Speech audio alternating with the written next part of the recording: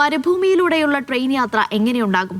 2030 യാഥാർത്ഥ്യമാകുമെന്ന് പ്രതീക്ഷിക്കുന്ന GCC റെയിൽവേയുടെ യാത്രാനുഭവം virtual റിയാലിറ്റിയിലൂടെ ഒരുക്കിയിരിക്കുകയാണ് Bahrain.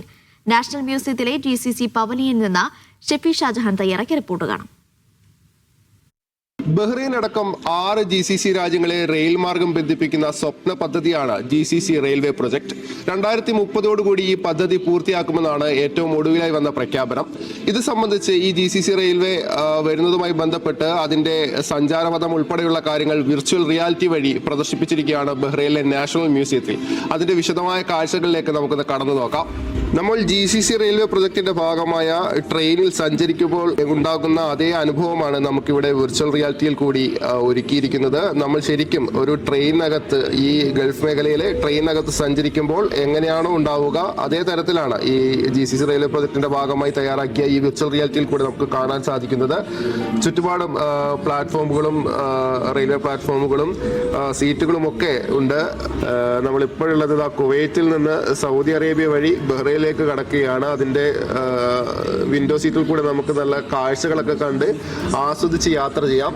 അതെല്ലാം വിശദമായി തന്നെ ഈ വിർച്വൽ റിയാലിറ്റിയിൽ നമുക്ക് കാണാൻ സാധിക്കും. കുവൈത്തിൽ നിന്ന് തുടങ്ങി Saudi Arabia, Bahrain, Qatar, UAE വഴി ഒമാൻ വരെയായിരിക്കും GCC റെയിൽവേ പ്രൊജക്ടിന്റെ ഈ സഞ്ചാരപഥം ഉണ്ടാവുക.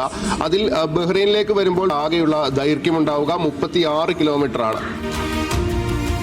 This part of the pavilion showcases the GCC railway project that's going to connect all the GCC countries. And in here you can have a VR experience to experience the upcoming railway project. Hello, my name is Bayan Jassim and this is the pavilion during the Gulf Summit.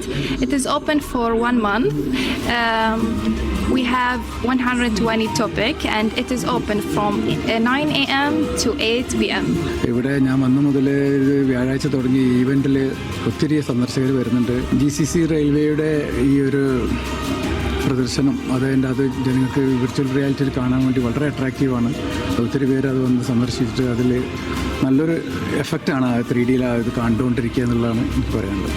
GCC railway project യാഥാർത്ഥ്യമാകുന്നതോടെ Gulf മേഖലയിലെ പൗരന്മാരുടെയും താമസക്കാരുടെയും യാത്രാ സമയത്തിൽ ഗണ്യമായ കുറവാണ് ഉണ്ടാവുക. അബ്ദുവിനൊപ്പം Shefi Shah Jahan, media 1, Bahrain.